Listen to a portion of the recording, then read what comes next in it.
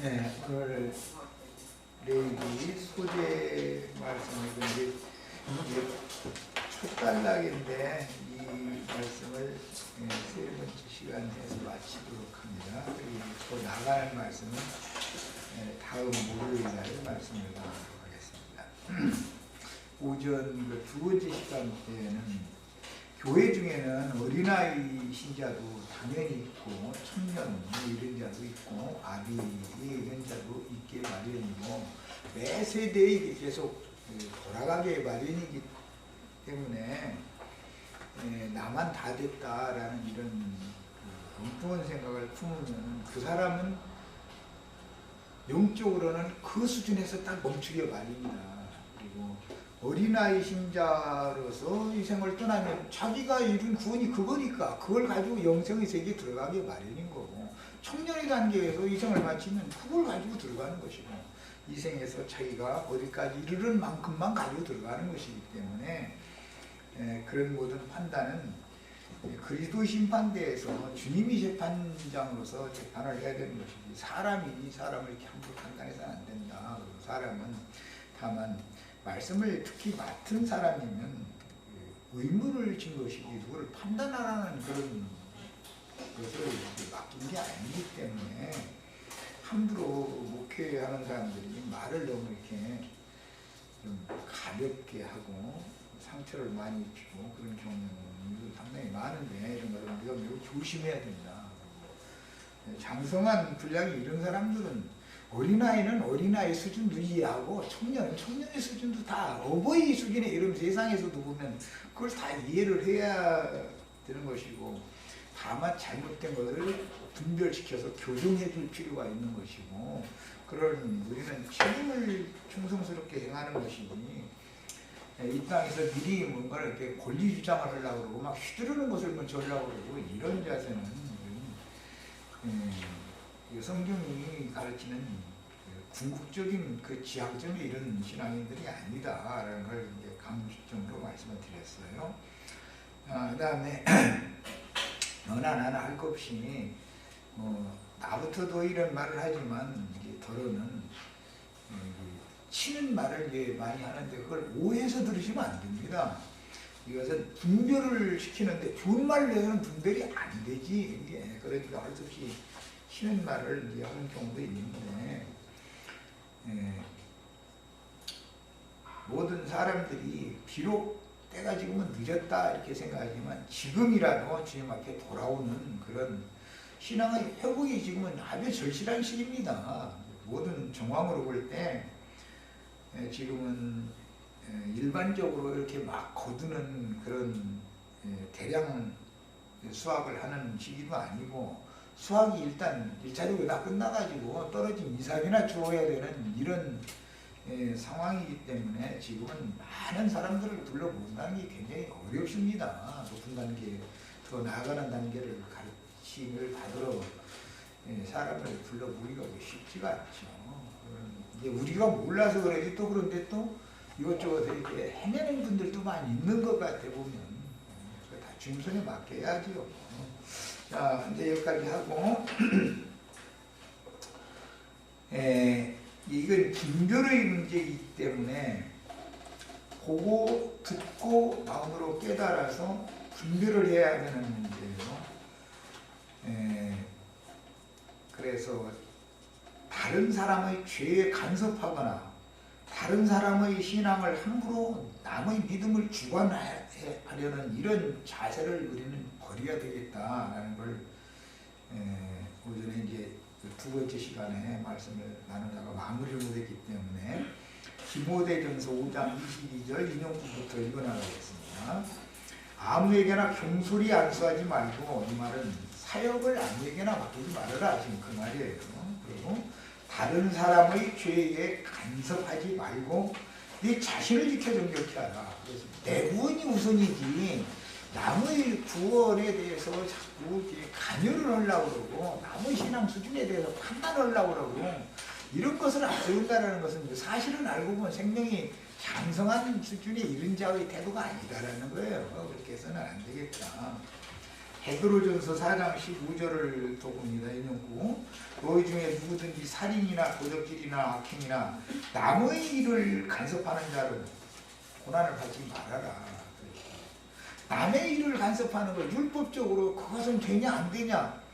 오죽하면 내가 이제 아까 이제 그 두 번째 시간 마지막에 그 멋대로 살고 싶으면 그렇게 하고 싶다는 사람 내가 하지 말라고 한다 해서 안 할 것도 아니고 그렇게 하다가 그것도 하나님께서 그를 붙잡아서 징벌을 하셔야 정신을 차리는 것이지 교회에서는 다만 말씀으로 훈육해서 하나님의 가르침을 하나님이 가르치는 하나님의 손에 의해서 배워라라는 것을 이렇게 길을 안내해주는 역할을 교회에서 하는 것이지 심판자가 되어서 판단하는 것이 아니다라는 걸 말씀을 드렸던 거예요.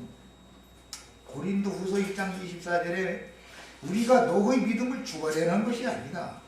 바울사도나 아볼로나 이런 바울사도의 동역자들은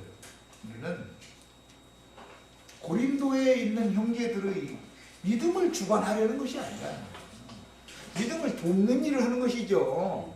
그런데 사람들은 툭하면 남의 믿음을 자꾸 주장하려고 그러는 거예요. 너 그게 틀렸냐? 맞았냐? 아니 자기가 신이 아닌다면 그 사람이 깨달은 거기까지 안 왔는데 그걸 강압적으로 막 그냥 나쁜 소리만 한다 해가지고 되는 것도 아니죠. 분별을 시켜줄 뿐이지. 그런데 문제는 분별을 시켜주는 이런 진리의 가르침을 가르치면 알아들을 귀가 없는 사람은, 눈이 안 열린 사람은 대적을 하니까 이게 문제가 되는 것이죠. 가만히 있는 게 아니죠. 절대로 이 신앙 문제는 육신의 생명보다 영적 생명이 더 생명의 원천이기 때문에 신앙 문제에 있어서 남의 신앙을 간여하려고 그러면은 좋아하는 사람 하나도 없습니다. 누가 남한테 간섭받으려거나. 그러나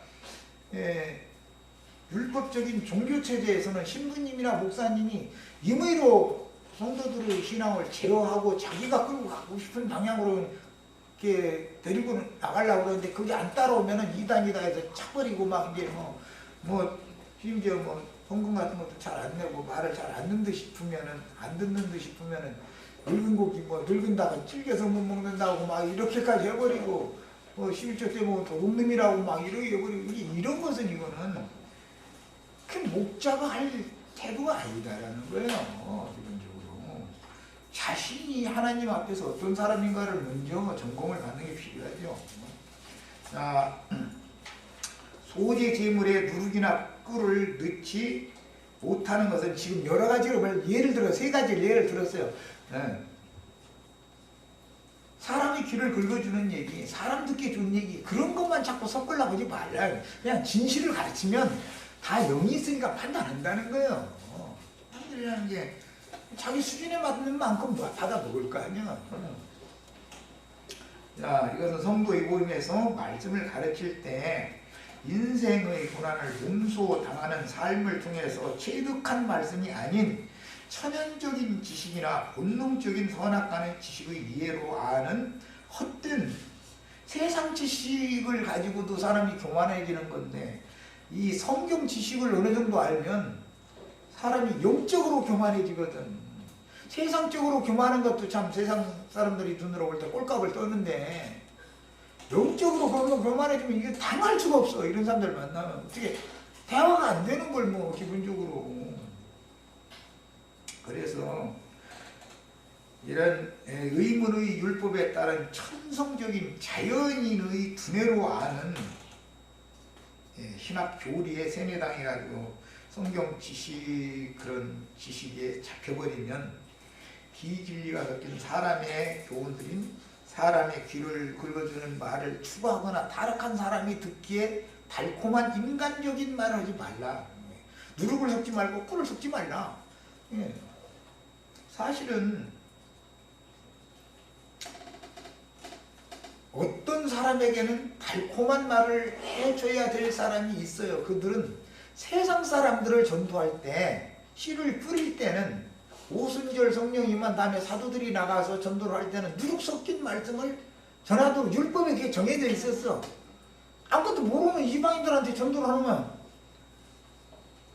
예수가 밥 먹여주냐고 이러고 따질 사람들한테 예수님이 밥 먹여준다라는 말을 해야 어쨌든 일단 들어올 거 아니에요. 그 다음에 데려다 놓고서 양육으로 들어가는 것이지.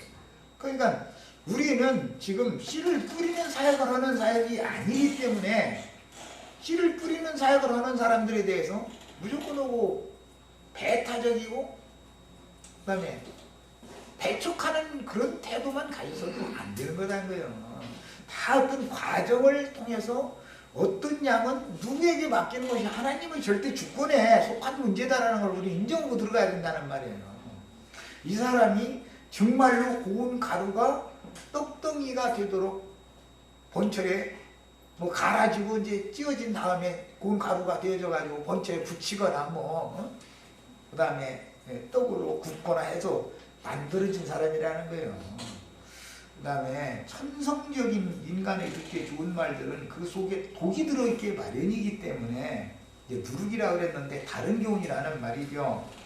그것은 세상의 말을 섞어서 할 수밖에 없다는 것이죠. 그런데 신앙생활을 오래 해서 다 가르치는 선생 수준에 이르렀어야 되는 시간 동안을 30년, 20년, 30년, 40년 신앙생활을 했는데 여전히 그 자리에 앉아있다면 이것은 안 된다는 게 아니냐 이 말이에요. 뭐가 잘 병들은 거예요 신앙이. 이제 이런 것도 고려를 해야죠 이제.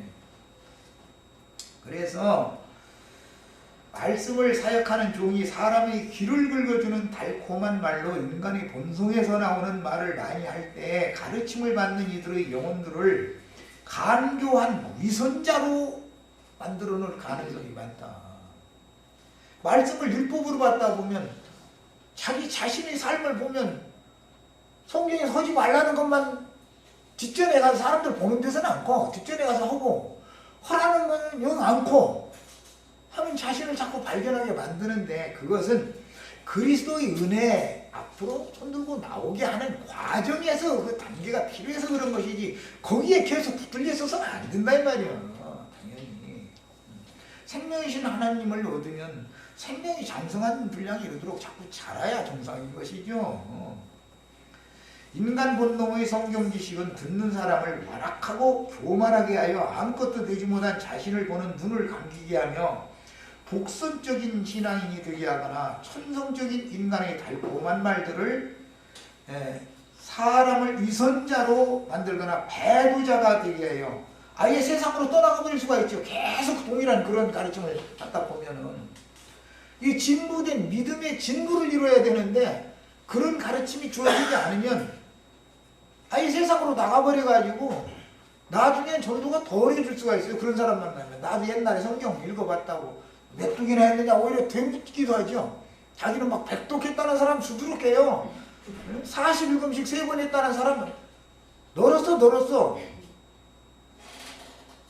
성경 백독을 했어도 그 성경 백독을 한 것이 자기 자랑이 되면 무슨 소리냐 이거. 이 말씀이 자기 구원의 말씀이 됐어야지. 백독한 거 무슨 놈의 자랑이야. 나는 뭐 백독은 안 했지만 거의 했을 거야 아마. 그래도 난 몇 번 했는지 모르겠어. 어떻게 자기가 100번 읽은 것까지 다 계산해가면서 읽었는지 나고 그것도 그다음 기억력도 좋고. 이 사람이 성숙하면 자기 자랑을 못하게 돼 있어. 하나님 앞에 그게 얼마나 부끄러운 짓이야 그게. 그렇다고 또 성경 백독하지 말라는 게 아니에요. 그 사람 백독했다고 사람하면 난 110독했다고 10독 더 하세요 해가지고 그 사람 코를 이렇게 딱딱하게 만들어 놓을 수 있게 하셔야죠. 그리고 뭐 더 줄줄줄줄 다 성경 암기하고 있으면 얼마나 좋겠습니까? 그 자체가 나쁘다는 게 아니라 피상적인 의문의 육체에 상관된 율법 계명 지식으로 많이 아는 것을 자기 자랑을 자꾸 삼으려고 그러면 그것이 자기 구원이 되겠냐 그걸 지금 지적하는 중이에요. 그 다음에 오히려 배도자가 되게 할 수 있고 짐승인간들이 분별 없이 쫓아가는 맹신자들이 되게 하는 원인이 될 수 있다.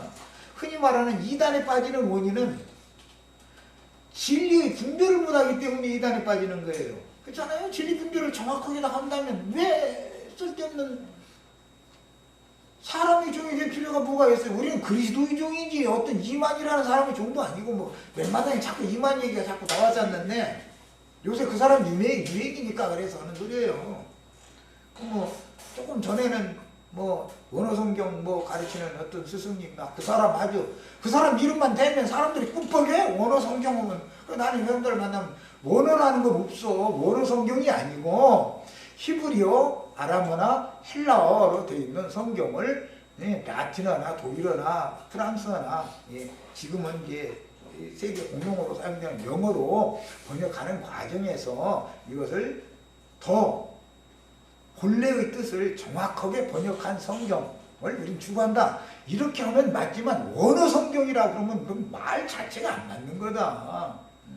오죽하면 내가 그 가르치면서 자기 아니면 뭐 부원자 없는 것처럼 했었길래 너무 그렇게 과격하게 말하지 말라고. 예수님 죽인 사람들이 히브리인들이고 히브리인들은 그게 자기네들이 모국어 히브리어라는 건 모국어라고.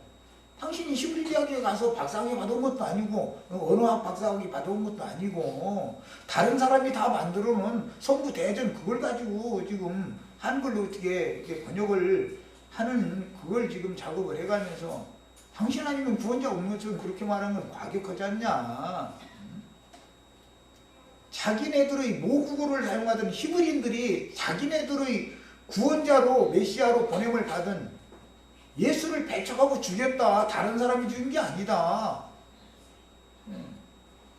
헬라인들이 사도들을 박해하고 죽인 거다. 그 사람들은 그리고만 사용한 그 그리고가 그 사람들의 모국어다. 헬라어 몰라서 그 사람들이 그런 게 아니다. 그랬더니 그냥 아무 일간에 그런 생각을 안 해본 거죠. 그러다 보니까는 사람이 그렇게 엉뚱하게 그냥 교만해져 버리는 거예요. 우리는 하나님의 말씀을 추구를 하는데 깊이 있게 추구를 하고 하는데 도움이 될 수 있는 어학을 많은 것을 깊이 있게 가르침 받고 하는 건 상당히 좋은 거예요. 그것은 궁극적으로는 성경이 말하고자 하는 하나님의 의중, 그분의 영과 그분의 마음이 나의 영과 나의 마음에 일치되게 하기 위해서 믿음을 더하게 하기 위해서 도움을 얻으려고 그걸 추구하는 뜻인 것이지 그걸 가지고 무슨 주장하고 말이에요 자랑하고 그러려는 뜻은 아니란 말이에요. 그분들이 수고와 노력도 우리는 인정해야 돼요. 그런 언어학자들의 수고, 성경 번역자들의 수고가 있었기 때문에 우리가 우리말로 되어 있는 성경으로 번역되어 있는 성경을 읽고 있는 거잖아요. 내 처음에 내기 때 읽은 그 고아원에서 그 선교사가 갖다 주신 그 성경 읽을 땐 성경 전서라고 해가지고 그때 나온 성경하고 지금 성경은 전혀 다릅니다. 그때 나온 성경은 다 한자로 돼 있었고 그거 읽으면 무슨 뜻인지 알고 돼 그거. 왜냐하면 중국어와 일본어와 영어를 세 가지를 대조해가면서 한국말로 이거 번역을 이렇게 최초 해놨었기 때문에 지금은 개혁하고 또 개혁하고 또 개혁하고 해가지고 여러 번역본들의 모든 것들을 다 참조해가지고 문제가 있으면 나나주에다가 이 단어의 뜻은 헬라어는 이런 뜻이다. 이 단어를 사용했다. 히브리어로는 이 단어다 라고 나나주에 그걸 특별히 표기를 해줘요. 그런 정도로 지금은 모든 게 발전한 세상에 살고 있어. 그러니까 무엇이든지 간에 자기 자랑을 삼아가지고서 이렇게 하면 주님 앞에는 그게 무수개거리밖에 안 되는 짓을 하는 거예요. 이런 태도를 우리는 절대 취하시면 안 되겠어요. 그 다음에 말씀을 잘못 가르쳐가지고 말씀으로 말장난을 하다가 인생 마치면 뭐가 되겠어요. 자기가 말씀이 응해서 무언 사람이 됐느냐가 중요하지. 나 막 히브리어 헬라어 이렇게 잘한다고 예수님 앞에 섰을 때 그거 자랑하겠어요? 나 그분한테 뭐 안 올 소리지만 내가 그날 마침 이제 그런 일이 있어서 이제 뭐 물론 그런 얘기도 했지만 내가 오늘은 배가 좀 갑자기 아파가지고 모임에 참석하지 못하겠습니다. 히브리어를 한번 해봐. 그거 뭐라고 하면 뭐예요? 내가 그랬더니 말을 왜 그런 걸 물어보냐고 이러고 앉았어. 그게 히브리어 가르치는 스승이야? 아니 나 오늘은 좀 갑자기 배가 불편해가지고 오늘 모임에 참석하지 못합니다. 난 히브리어로 그거를 뭐라고 말하느냐고 막 모르고 있어. 그게 무슨 놈의 히브리어를 아는 사람이야. 이런 식이면 안 된다는 거예요. 그분이 하는 것은 수고는 했지만 다른 분들이 이미 해놓은 성부 대전, 성부 사전이 이미 있었던 것을 그걸 이렇게 한글로 이렇게 옮겨주고 하는 수고를 하는 거예요. 그런 걸 가지고 자기 아니면 구원자가 없는 것처럼 이런 식으로까지 막 나가버리면 너무 지나치다고 난 판단을 했었던 거예요. 그때도 이미. 우리는 언제나 사람이 넓혀져 있어야 되고 주님 앞에 은혜를 구하는 사람으로 이 생을 마치셔야지 나는 이거 다 했다고 이런 태도로 사람이 이게 변질되어 버리면 안 됩니다. 그 다음에 그래서 누구에게 말씀을 가르침 받는 것이 사람을 어떻게 만들어 놓는 것과 관계가 있어서 자꾸 강조한 거예요. 그 다음에 처음 익은 것을 제단에 드리되 향기로운 냄새를 위하여는 드리지 말아라. 여기 2장이 이렇게 되어 있죠. 저 아랫부분에 냄새를 위하여는 드리지 말라고 그랬어요. 자, 이것은 번제제물은 냄새를 위하여 드리는 거죠. 그런데 소제제물은 밀가루에서 무슨 놈의 향기가 나겠어. 밀가루 태우는데 밀가루 한 주먹 태운다고 해서 무슨 놈의 냄새가 나겠어. 그러니까 이게 그 말인데 무교병으로 제사할 때는 기름과 소금을 첨가하였지만 향기로운 냄새를 내게 하려는 목적의 제물이 아니고 거룩하게 분별점을 위한 제사로 드렸다는 뜻이니 제단불에 던져진 적이 없는 천성적인 인간에게서 나오는 향내는 절대로 하나님이 그런 사람의 냄새는 맡지 않는다. 하나님은 너에게서 나오는 냄새가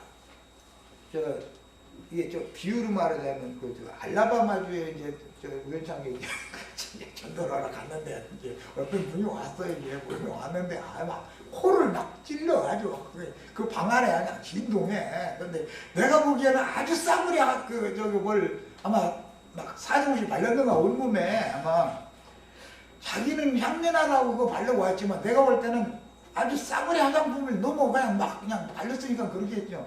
말씀을 전하는데 바로 앞에 앉아서 고맙기는 한데 냄새가 얼마나 코를 찌르는지 나는 그 냄새가 좋은 게 아니더라고. 그래서 내가 그때 느낀 게 있어서 주님도 자연인 속에서 나오는 향내를 풍긴다고 하지만 주님이 오실 때는 그것이 다 배설물 냄새로 맡을 수도 있겠구나. 인간이 향기를 낸다고 주님 앞에 부어드린다고 그랬으면은 하나님은 인간에게서 나오는 건 냄새든 뭐든 간에 하여튼 다 싫다는 거예요. 무조건 인간에게서 나오는 건. 인간 싫다는 거예요. 나는 나의 목적을 이루라고 보낸 메시아로 보낸 내 아들 예수가 불태워지는 냄새나 나는 낫지. 너 쓸데없는 그런 냄새에 풍기지 말라 지금 그 얘기요. 이렇게 말하면 이것도 좀 과격한 표현인지 모르겠네요.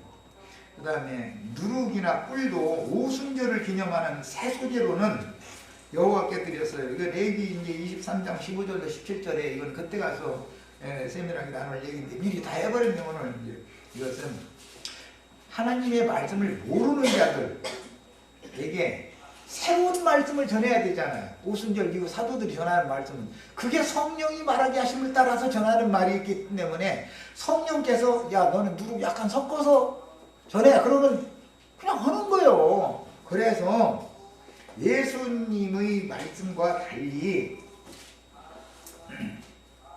성전에서도 모이고 이 집 저 집에서도 모이고 아주 대표적인 게 그거예요. 성전에서 모여야 되는 거예요. 성전에 모이지 말아야 되는 거예요. 성전에 모이면 안 되는 거예요. 예수님이 가서 이 성전을 헐라고 그랬고 돌이 하나도 남지 않고 다 무너뜨리는 날이 반드시 온다고 예언을 해놨으면 성전에 모이는 실행을 딱 끝내야 되는 거예요. 그런데 사도들은 그렇게 담하게 하지를 못한 거예요. 성도들은 20조 집에서만 모여야만 정상적인 거예요. 사람이 손으로 지은 전에 모이면 안 되는 거였었거든. 그런데도 초대교회 때는 전도해서 막 3,000명, 5,000명씩 막 오니까 5,000명, 3,000명이 어디 집에 누구네 집에 모일 거예요. 그러니까 성전 넓은 광장에 모여야 되니까 성전에도 모였던 거예요. 그런데 그것이 벌써 누룩이다고요. 나중에 성령이 편지를 보낼 때 보면 아무개 집에 있는 교회에 편지를 하느니 이렇게 보내지 성전에 모이는 교회에 편지하느니라는 분들은 신약 성경 다 찾아봐. 누군 쉽게 찾아봐. 없어. 그러니까 점점 누룩이 제거된단 말이에요. 양육하는 과정에서. 보면 집에 있는 교회 로마서에서부터 유다서까지는 전부 그게 회당이나 성전에 있는 교회에 보낸 성령의 편지가 아닙니다. 다 누구누구 집에 있는 교회에 보내어진 편지들이에요. 이런 기본적인 상식적으로 알고 있어야 돼. 그런데 이런 말씀에 대해서 가르쳐 놓으면은 그러면 거룩한 성경 지어놓고 거기 목사님 강배상에 설교하고 그러면 예배를 어떻게 하라는 말이냐고. 예배는 집에서라고 거룩 것다라고 예배 못해? 얼마나 성령이라고 주님이 성령이 되셔서 오셨는데 성령의 역사는 시간도 공간도 완전히 다 초월하는 거예요. 그래서 주를 찾는 사람들에게 다 임해서 그 사람을 능히 하나님의 영광에 이끌어갈 수 있는 일을 하는 거예요. 그런 것이 예배당에 모여야만 예배가 되고 이게 말이 되는 소리냐고. 얼마나 어리석은 소리요. 바울 사도는 그러면 오늘날 어떤 유명한 목사보다 능력이 없어서 무슨 그 소원 이름이 뭐예요? 무슨 소원이었지?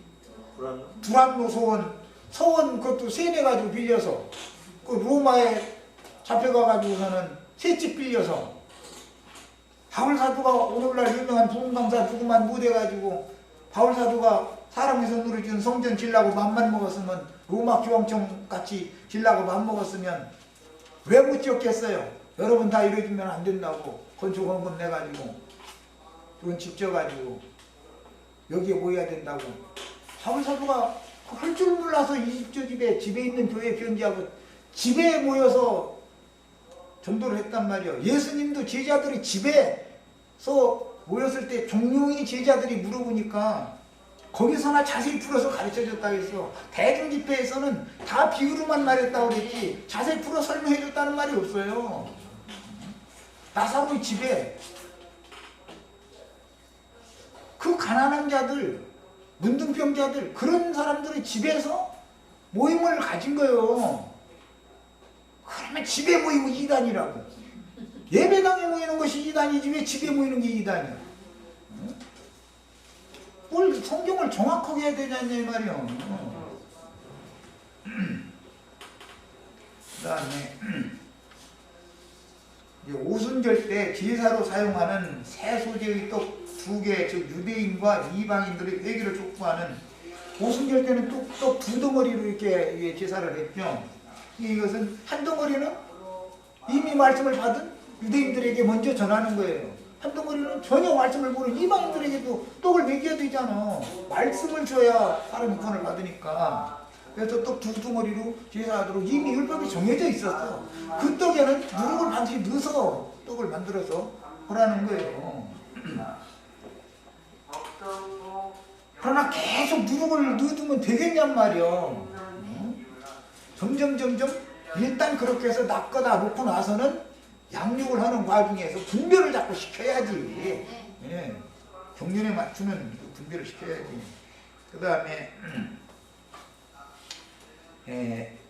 부활의 첫 열매이신 예수 그리스도의 그 영 곧 맏아들이 되신 그리스도의 영을 하나님께 드리되 먼저 사람들의 누림을 위하지 않고 오직 하나님의 기쁨과 누림만을 위해서 기념 소재로 먼저 드리고 나서 그 다음에 남은 것은 제사장들이 음식으로 먹었어요. 그것은 제자들이 성령의 가르침을 다시 받아야 된단 말이에요. 예수님은 구속을 위해서 이렇게 드려진 다음에 그 영의 가르침을 다시 받아서 성령이 말하게 하심을 따라서 말을 해서 전도를 해야지 사람의 말을 자꾸 하면 안 된단 말이에요. 유대교 조직 신학적으로 떴고 쪽적으로 사람 절대 그 말 고지 들으시면 안 돼요. 쪽이라는 건 없어. 성경에는 하나님이 말씀에는 이렇다라고 얘는 얘 아니오는 아니오라고 명확하게 하는 것이지 쪽쪽 한다고 해서 뭐가 되는 게 아니에요. 쪽쪽 하는 사람 절대 무서워하시면 안 돼요. 교리적으로 했더니 신앙적으로 했더니 맨 쪽을 그렇게 좋아해. 인간적으로 했더니 나중에 결론은 인간적으로요. 인간적으로 하자는 거예요. 하나님 쪽으로 해 하려면 예수님 쪽으로 해. 사람들이 이 생각이 바꿔지지를 않아 도대체가.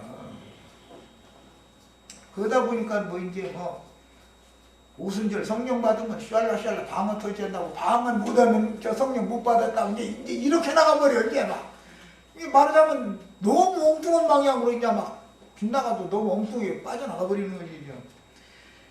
성령의 말하게 하심을 따라서 전도를 할 때 진리의 말씀을 분별할 수 있고 명확하게 성령의 증거를 받아야만 명확해진다라는 말인 것이고, 예수님의 가르침을 3년 반이나 받았지만 제자들에게 뭔 소린지를 잘 모르고 있었던 것을 성령이 오셔서 부활되신 후에 성령으로 오셔가지고 예수님의 인생에 드려진, 하나님을 위해 드려진 그거 전체가 다 딱 말씀이 응하는 사실을 영으로 딱 이제 온 것을 그때 딱 잡으니까는 영이 말하게 하는 힘을 따라서 말하는 거잖아 지금부터. 그것이 방언, 새 방언이라는 거예요. 근데 무슨 누구 방언한다고 그냥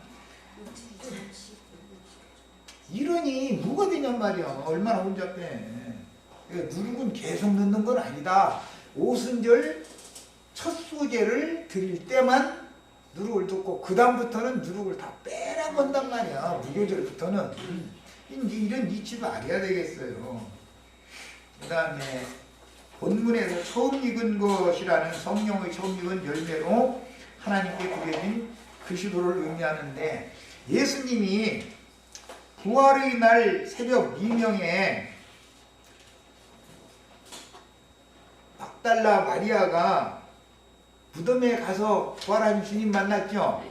주님께서 네가 나를 붙들지 말아라 그랬어요. 지난번 번역에는 좀 미흡하게 나를 만지지 말아라 이렇게 했는데, 만지지 말라는 게 붙들고 늘어지지 말아라 그 말이야. 왜 내가 아버지께로 가야 되는데 아직 아버지께로 가지는 않았으니까 네가 나를 붙든다고 해가지고 내가 아버지께로 못 가면 되냐 이제 그 말이야. 이것은 체험이 필요해요. 이것은 내가 이제 어릴 때 어머니를 여겼기 때문에, 어머니는 신체를 갖다 묻어놓고 나서 내 마음속에서는 어머니를 붙들고 안 놓는 거예요. 어머니가 안 떠나신 거예요. 그러니까 그냥 계속 힘드는 거예요. 어린 나이가 특히 의지할 때는 뭐 그러니까 이제 물론 이제 그런 건데, 그런 것을 말한다니까 너 그러지 말아요. 너 말하자면 자주 독립해라. 자주 독립. 나를 지금 아버지께로 갔다가 내가 다시 와야 내가 너를 아버지께로 인도할 수 있지. 지금의 상태에서 아직 승천한 다음에 온 내가 아닌 나를 붙잡으면 안 된다 지금 그 말이야. 예. 그러나 사람은 그 막달라 마리아는 주님을 그렇게 사랑했기 때문에 그냥 쉽게 떠나보낸다는 게 쉬운 일이 아니죠 그게. 예. 그리고 나서 너는 내 제자들에게 가서 내가 내 아버지께로 간다고 해라. 그런데 내 아버지 곧 너희의 아버지, 내 하나님 곧 너희의 하나님. 거기서는 제자들이라 하지 않고 내 형제들에게 가서 그랬어요. 예수님이 첫 열매로 드려진 맏아들이다고요. 부활의 죽은 자들 가운데 맨 처음에 살리심을 받은 맏아들이요. 그러니까 제자들은 차자들이다라는 말이요. 이제 그래야 한 하나님의 아들들이 되는 것이죠. 그래서 형제라는 용어가 나오는 것이지, 목사님은 하나님의 아들이 아닐 수도 있죠. 목사님일 수는 있지만 하나님의 아들은 아닐 수도 있잖아. 생명이 같은 생명이야 되잖아. 함께 죽고 함께 장사되고 함께 부활되고 함께 승천해 있는 이런 하나님의 말씀으로 하나님의 영으로 난 형제가 돼야 되는데, 목사님 보고 형제님하고 한번 불러보세요. 기분 나쁜 게 아니라 이 감히 평신도가 어디 와서 막 잃어버려. 신부님 보고 형제요 한번 해보세요. 거룩 해가면서 이러고 막 의전 행하고 있는데 형제요 그거 쓸데없는 도지 마시고 뭐 만약에 예를 들어서 그러면 형제라고 하면 그 사람이 받아들이겠냐 이 말이요. 우리는 예수님의 형제가 된단 말이에요. 부활하신 예수님의 형제라는 말을 말하는 거예요. 생명이 하나님의 생명이 같다 그 말이에요. 내 아버지가 너의 아버지다. 내 하나님이 너의 하나님이다. 그런 의미에서 형제라고 말하는 거예요. 성경에는 지금 너희는 땅에 있는 자를 다 아들아 부르지 말아라. 하나님의 뜻을 행하는 자는 다 형제의 자매다 이랬어. 하나님의 뜻을 행하면 형제의 자매가 되는 것이지 목사님이 되는 게 아니야. 목사님이 되는 건 하나님의 뜻을 거슬린다는 뜻이지 지금. 예수님이 패한 유대교 지도자들이 그 기근이고 거드름 떠는 그 행습을 자기네들이 레위인이래잖아. 이런 관념을 왜 못 버리냐 이거예요. 가르침이 잘못돼서 그렇단 말이에요. 가르침이. 그래서 우리 형제 자매님들한테 형제님 소리 들으면 그보다 더 영광스러운 호칭이 없는 것을 아셔야 돼. 하나님의 아들이다. 당신이나 나나 형제다. 지금 예수 그리스도 형제님이다 그 말이요 지금. 이런 것이지 목사님은 높은 사람이고 평신도는 형제고 그 말이 아니요. 뭘 정확하게 알아야 되잖아. 누가 내 어머니요 내 형제요 자매냐. 하늘에 계신 내 아버지 뜻대로 행하는 자라야 내 형제요 자매요 모친이니라 이랬어. 하나님의 뜻대로 행하면 나 형제가 돼야 되는 거예요. 당연히. 말씀은 말씀이고 하는 행습은 딴짓으로 가져서 뭐야 그게 도대체. 그 다음에 주의 부활하시던 날 새벽에 성령의 처음 익은 열매를 먼저 받으신 하나님은 우리들을 위하여 아들의 이름으로 보내주신 진리의 성령이 되신 맏아들을 본받아. 예수님 맏아들이죠. 그 맏아들의 영을 받으면 피오데시아 하나님의 아들다운 아들들로 입적된단 말이야. 데오스의 아들 피오스가 된다 그 말이야. 하나님의 아들이 돼야 돼. 그래서 형제라고 그러는 거예요. 그래서 소재에 언약의 소금을 치는 것은 하나님의 아들을 통해서 이루신 구속과 그 영을 통해서 이루실 구원에 대한 언약의 말씀은 절대로 불변하는 약속이다라는 것을 나타내는데, 소금은 부패를 방지하고 정화하는 역할로 복음의 변질을 막아주는 역할을 한다. 소재에다가 소금을 넣으라고 한 것은 다 이유가 있다라는 거예요. 말씀을 변개시키면 안 된다. 그 말이에요. 변질시키면 안 된다. 민수기인제 18장 19절 인용하는 말씀을 봅니다. 이스라엘 자손이 여호와께 거제로 드리는 모든 성물은 내가 영원한 음식으로, 음식이라는 것은 당연히 받아먹을 식물 그런 뜻이에요. 우리 형제 자매들은 예수님이 우리의 음식이죠. 하나님이 우리에게 먹을 음식으로 주셨어요. 마실 음료로, 응당히 마실 음료로 주셨어요. 그리도 성령을 상징이요. 너와 네 자손에게 주느니 대제사장과 대제사장의 자손은 제사장들이니까 이제 우리들이 대제사장이신 예수님 자손들이죠. 그런 개념이요. 이는 여호와 앞에 너와 네 후손에게 변하지 않는 소금만한 언약이니라. 이 말씀은 절대로 변하지 않는다. 하나님의 뜻대로 행해가지고 하나님의 자녀들이, 하나님의 아들들이 된 사람들에게는 이 약속이 바꿔지지 않는 말씀이다. 이 말씀이 그대로 응한다 이 말이에요. 그러나 말씀을 변개시키는 자들은 이건 소금 언약 말씀을 하던 게 아니란 말이에요. 저희 멋대로 말씀이지. 즉 말하자면 신학이라고 그래서 다 똑같은 게 아니에요. 장로교단은 신학이 따로 있어. 갈린 신학이라고. 침례교단 신학을 하면은 장로교단 사람들 웃어버려.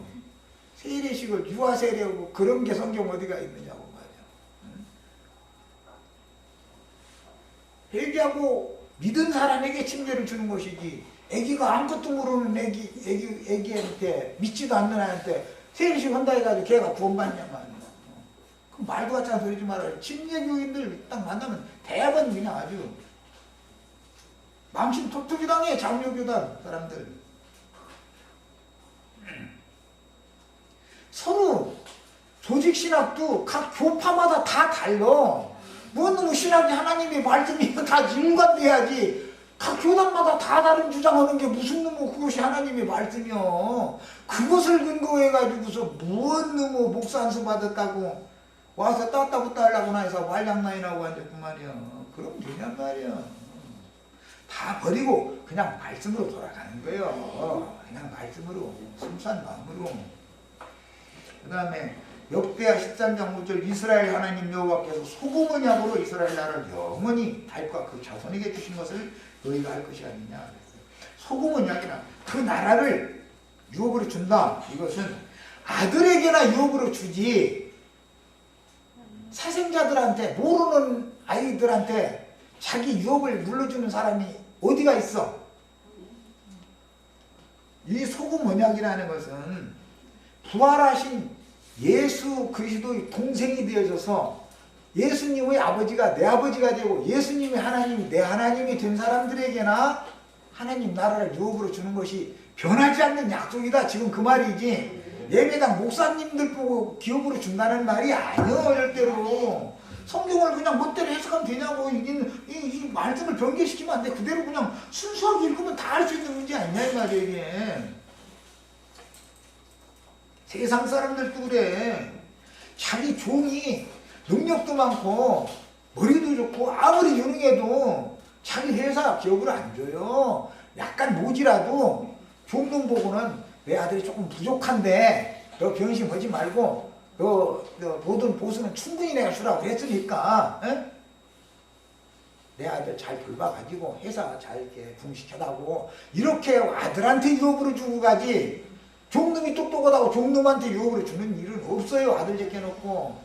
중요한 건 생명이요. 하나님이 아들이냐가 더 중요하지. 그 사람이 뭘 많이 아느냐 똑똑하냐 이게 중요한 게 아니에요. 종은 종이고 아들은 아들인 거예요. 생명률에 따라 다르는 거예요. 성경은 다 얘기를 하는 거예요. 그 다음에 특히 하늘에서 내리신 영생의 말씀인 소재에 언약의 소금을 치는 것은 세대가 바뀌고 사람의 인심이 수시로 바뀔지라도 진리의 말씀은 변할 수 없으며 불변하는 진리는 하나님의 선하시고 기쁘신 뜻을 결국 이룰 것이다 라는 그것은 확실한 약속으로 하나님이 믿는 이들에게 언약을 체결한 거예요. 변하지 않는 소금 언약으로.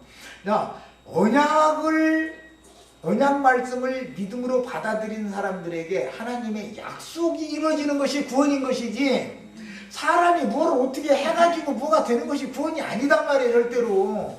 사람이 하나님에서 뭐를 한단 말이에요. 하면 내 이 목숨 호흡도 내 아내도 남편도 하나님이 주신 거예요. 왜 나에게 그런 아내를 줬겠어요? 나는 마음에 들지도 않는데 나한테 그런 딸 그런 자식 아들 낳게 만들려고. 그래 하나님 뜻이 이루어지니까. 걔들을 낳아야 내 손자가 또 그런 애들이 태어나니까 사전도 그렇게 몇 개 만들어 놓은 거예요. 꼼짝 못해. 이거는 내 맘대로 되는 게 아니에요. 내가 뭐 남자로 태어나고 싶어서 나 엄마 뱃속에서 나 남자로 태어날 거야 해서 내 맘대로 나온 것 같아요? 그게 아니에요. 하나님 마음이요. 생명의 주인 마음이에요. 다. 누구는 가난하게 살게 하고 누구는 부하게 살게 하는 거 다 하나님 마음에 세상 말 엿장사 마음이요. 이 사람은 부하게 해줘야 될 사람이면 부하게 해줘야 믿을 사람이 있어요. 또 그러면 또 나도 부하게 해줘야 믿는데 또 그러시지 말고 이 사람은 가난하게 해 믿을 사람이 있어. 하나님이 다 알아서 하는 일이요. 원망 불평할 것 없어. 순종할 뿐이야. 그냥. 그런데 모든 여건이 갖추어진 상태에서 신앙생활을 하다가 인생을 마치다 보면은 온전한 번제가 될 수 없고 온전한 소재, 온전한 재물이 못 되는 것이 문제지. 되기가 어렵지. 양다리를 걸치면 무언가 덜 될 거 아니야. 오늘 다 맞으려고 다 묻어. 그런 거 그냥 자리에 내렸으니까 그냥 나머지 그냥 나머지 얘기했잖아. 남은 건 그냥 읽으세요. 집에 가서 복습을 다시 한번 하세요. 말씀 흐름은 똑같아. 같은 말을 지금 반복한 거니까. 사람은 어떤 가르침을 받으면 사람의 혀가 어떤 음식의 맛을 견뎌내는 같이 하나님의 말씀과 하나님의 영이라는 것은 그것이 음식이잖아요. 음식이지. 음식이 음료죠. 근데 물맛 좋다 그러죠. 물이 뭐 짜서 좋다고 하는 것도 아니고 셔서 좋다는 게 아니에요. 그냥 물은 말로 표현할 수 있지만 물맛이 좋은 물맛이 있어. 괜히 뭔가 좀 미끌미끌하고 풋풋한 물맛도 있고 물맛도 맛이 있어. 밥맛도 야 이거 햇살로 밥이라 밥맛이 좋네. 예. 예수님이 우리 밥이고 예수님이 우리 음료다가 그러니까 기왕이면 맛있는 밥과 맛있는 음료를 늘 잡수시기를 바래요. 여기까지 마칩니다.